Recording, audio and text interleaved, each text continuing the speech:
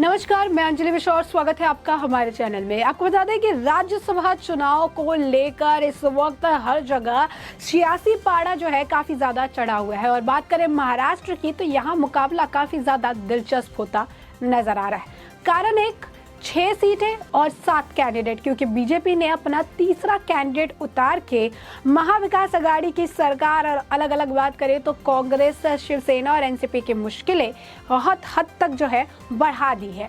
अब ऐसे में कल की ही बात है जब संजय राउत जो है ये कह रहे थे कि राज्यसभा का जो ये चुनाव है इस चुनाव को पीछे कर देना चाहिए, पोस्टपोन करना चाहिए, क्योंकि उन्हें ऐसा लगता है कि एमएलएस की जो विधायक है उनकी खरीद फरोख्त जो है हो सकती है।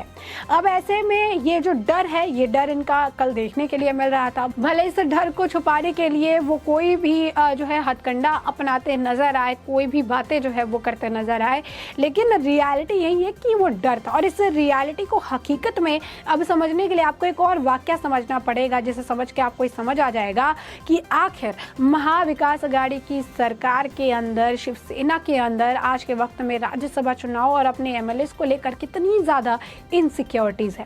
वाकया कुछ ऐसा हुआ कि शिवसेना ने ट्रीडेंट होटल, 5 स्टार होटल है ट्रीडेंट, उन्होंने अपने एमएलएस के लिए बुक किया 8 से 10 जून के लिए। 10 जून को फैसला होने वाला है कि क्या होने वाला है, राज्यसभा में किसकी जीत किसकी हार होने वाली है। तो शिवसेना ने 8 से लेकर 10 जून तक अपने जो एमएलएस है उनके लिए 5 star hotel Trident hotel book किया। और अब यहाँ पे दिलचस्प बात ये हो गई कि बीजेपी ने भी वही सेम होटल यानी 5 स्टार ट्रीडेंट होटल बुक किया अपने एमएलएस के लिए और इंडिपेंडेंट एमएलएस के लिए। यानी सभी की निगाहें जो है इंडिपेंडेंट एमएलएस के ऊपर ज़्यादा टिकी हुई है। निर्दलीय जो है जो एमएलएस है उनके वोट काफ़ी ज़्यादा मायने रखेंगे। तो बीजेपी ने भी वहाँ पर ही सेम होटल में बुक किया।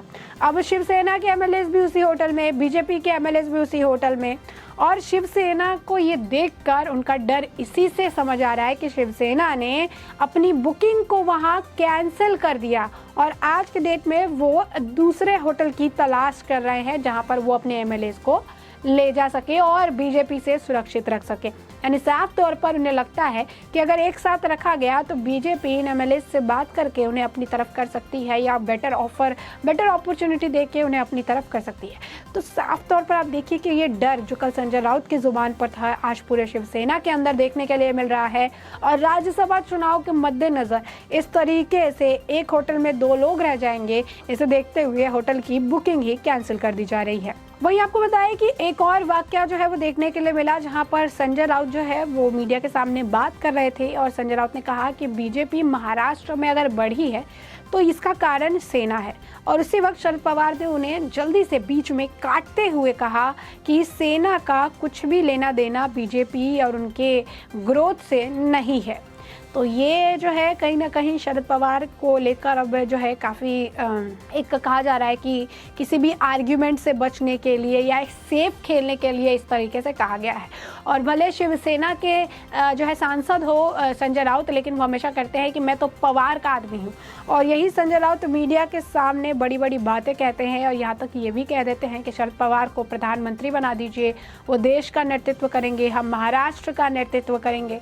तो ये सारी बातें कही जाती है। तो एक तरफ आप देख सकते हैं राज्यसभा का चुनाव लगातार जो है एक सुर्खियां बटोर रहा है। राज्यसभा का जो चुनाव महाराष्ट्र में काफ़ी ज़्यादा दिलचस्प होता जा रहा है। अब ऐसे में महाराष्ट्र में जो है 10 जून को राज्यसभा चुनाव होने हैं और शिवसेना के विधायकों की खरीद फरोख्त का डर जो है वो संजय राउत को कल से सता रहा था।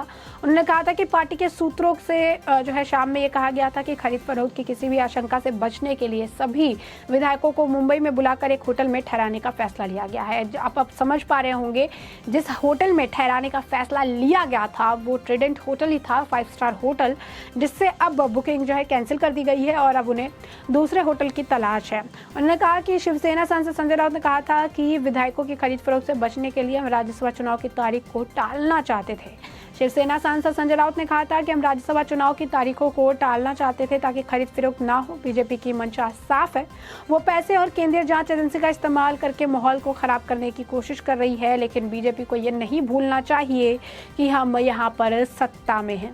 बता दें कि 10 जून को होने वाली राज्यसभा चुनाव में शिवसेना, कांग्रेस, एनसीपी की महाविकास अघाड़ी सरकार से 4 उम्मीदवार मैदान में हैं। वहीं बीजेपी के 3 उम्मीदवार मैदान में उतारा है। महज 6 सीटें हैं और अगर आप देख सकते हैं 4 उम्मीदवार वहां हैं, 3 उम्मीदवार यहां हैं, तो 7 कैंडिडेट हो गए। और जो आखिरी टाइम था जब उन्हें वापस लेना था, बीजेपी की तरफ से ये था कि एक कैंडिडेट वापस अपना नाम ले ले, तो वो टाइम भी निकल चुका है और बीजेपी की तरफ से 3 कैंडिडेट मैदान में हैं और महज 6 सीटें।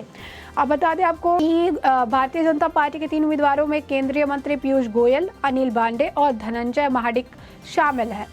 जबकि राष्ट्रवादी कांग्रेस पार्टी से प्रफुल्ल पटेल को उम्मीदवार बनाया। शिवसेना की ओर से संजय राउत और संजय पवार उम्मीदवार है। कांग्रेस ने इमरान प्रतापगढ़ी को टिकट दिया। बता दें इमरान प्रतापगढ़ी को टिकट देने पर भी काफ़ी हंगामा मचा था, क्योंकि इमरान प्रतापगढ़ी महाराष्ट्र से ताल्लुक़ नहीं रखते हैं। इमरान प्रतापगढ़ी है वो उत्तर प्रदेश से ताल्लुक़ रखते हैं और कांग्रेस ने महाराष्ट्र में होते हुए, महाराष्ट्र में उनकी सरकार, गठजोड़ की सरकार होते हुए, महाराष्ट्र में किसी भी नेता पर भरोसा नहीं जताते हुए उत्तर प्रदेश के एक जो है कांग्रेस के नेता को मौका दिया कि वो जो है राज्यसभा जाए। इससे भी काफ़ी ज़्यादा महाराष्ट्र में नाराज़गी देखने के लिए मिली थी। कांग्रेस के नेताओं में उनका ये मानना था कि महाराष्ट्र में नेता और जो कांग्रेस के लोग हैं वो क्या मर गए हैं कि उत्तर प्रदेश से इन्हें जो है इस तरीके से राज्यसभा को टिकट देना पड़ा है। तो एक यहाँ पर भी दिक्कत देखने के लिए मिली थी जब इमरान प्रतापगढ़ी को कांग्रेस द्वारा टिकट दिया गया था। तो अब ऐसे में महाराष्ट्र विधानसभा चुनाव में एक उम्मीदवार को जीतने के लिए तकरीबन जो है 42 वोटों की औसत जो है ज़रूरत है। बीजेपी के पास 106 विधायक हैं और 7 निर्दलीय विधायक का समर्थन है। यानी अगर कुल बात करें तो अब 113 विधायक है, जिनमें से 2 सीटों पर जीत हासिल करने के लिए 84 वोट की ज़रूरत है, यानी तकरीबन 83 जो वोट है उसकी ज़रूरत है। इसके बाद 29 वोट बीजेपी के पास ज़्यादा है। हालांकि जीत के 42 वोट में से 13 कम है। बीजेपी की रणनीति छोटे दल और पहली पसंद के उम्मीदवार पर टिकी है। वहीं सरकार को समर्थन दे रहे हैं, लेकिन सरकार से नाराज रहने वाले बहुजन विकास अघाड़ी, समाजवादी पार्टी और कुछ सरकार समर्थित विधायकों का साथ मिलने का भी उम्मीद बताई जा रही है। हालांकि महाविकास अघाड़ी सरकार की अगर बात करें तो संख्या के हिसाब से 41 वोट होने का दावा किया जा रहा है। जीत से केवल 1 वोट कम है, लेकिन राज्यसभा चुनाव में प्राथमिकता वोट आधार पर चुनाव होता है। अगर प्राथमिक वोट कोटे से ज़्यादा जाता है तो शिवसेना ने दूसरी सीट के उम्मीदवार की जीत की संभावना कम हो सकती है। तो आप समझ सकते हैं कि ये दिलचस्प इतना ज़्यादा क्यों होता जा रहा है और आज के वक्त में क्यों इसकी इतनी ज़्यादा जो है सियासी खेल जो है इसे लेकर देखने के लिए मिल रहा है। क्यों राज्यसभा का चुनाव आज के वक्त में महाराष्ट्र में जो है सबसे दिलचस्प मोड़ पर देखने के लिए मिल रहा है और लगातार जो है अपनी तरफ से कोशिश की जा रही है अपने MLAs को बचा कर रखने के लिए, सुरक्षित रखने के लिए, ताकि बीजेपी उन्हें बरगला कर अपनी टीम में ना ले आए। ऐसा शिवसेना का मानना है और यही मानते हुए उन्होंने जिस होटल की बात कही जा रही थी कि सेफ होटल में रखा जाएगा, उस होटल की बुकिंग भी कैंसिल करनी पड़ी क्योंकि बीजेपी के MLAs भी उसी होटल में थे। तो साफ तौर पर आप मामला समझ सकते हैं, डर का माहौल है। राज्यसभा चुनाव में अपनी डर को देखकर पहले ही शिवसेना, एनसीपी और जो है आपकी कांग्रेस, जो कि महाविकास अघाड़ी की सरकार के 4 कैंडिडेट उन्होंने खड़े किए हैं, तो पहले ही अपनी डर को देखकर जो है हताश हो चुके हैं और इस हताशा में इस तरीके से इधर उधर भागने वाला जो काम है कर रहे हैं। अभी तक कौन सी होटल उन्होंने बुक की है इस बात का खुलासा तो नहीं हो पाया है, क्योंकि अभी सर्च में लगे हुए हैं। ट्रिडेंट बहुत ही बेहतर होटल बताया जाता है विथ बेटर फैसिलिटीज़, और ऐसे में अब नया कौन सा होटल जो है लेकर आते हैं, नए कौन से पैतरे अपनाते हैं 8 से 10 जून तक अपने MLAs को बचाने के लिए, ये भी देखना आगे वाले वक्त में काफ़ी ज़्यादा दिलचस्प होने वाला है। ऐसे में हमने आपको ये जो पूरा मामला है बड़े विस्तार से बताया है कि इस वक्त जो है महाराष्ट्र में ये राज्यसभा का चुनाव इतना ज़्यादा अहमियत क्यों रखता है। साथ ही साथ हमने आपको बताया कि कल संजय राउत का जो है क्या कुछ बयान था और आज किस तरीके से डर का माहौल जो है वो देखने के लिए मिल रहा है कि एक होटल में जहाँ पर बीजेपी और शिवसेना दोनों की बुकिंग थी, वहाँ पर शिवसेना ने बुकिंग सिर्फ इसीलिए हटा ली क्योंकि शिवसेना को लगता है कि बीजेपी के वाले होटल में अगर उनके MLAs रहेंगे तो शायद बीजेपी की तरफ अपना रुख कर सकते हैं। तो ऐसे में बयानबाजी आपको बताई इतना ज़्यादा दिलचस्प क्यों है महाराष्ट्र का राज्यसभा चुनाव, ये भी हमने आपको बताया। उस तीसरे उम्मीदवार का नाम भी हमने आपको साफ किया है जो बीजेपी की तरफ से उतारे गए। हमने आपको महाराष्ट्र के तरफ से महाविकास अघाड़ी की सरकार के उम्मीदवारों के बारे में भी पूरी जानकारी दी है। ऐसे में हमने आपको ये पूरा मामला बड़े विस्तार से बता दिया है और अब इस पूरे मामले पर आपकी भी जो राय हो हमें कमेंट सेक्शन में कमेंट करके ज़रूर साझा करें।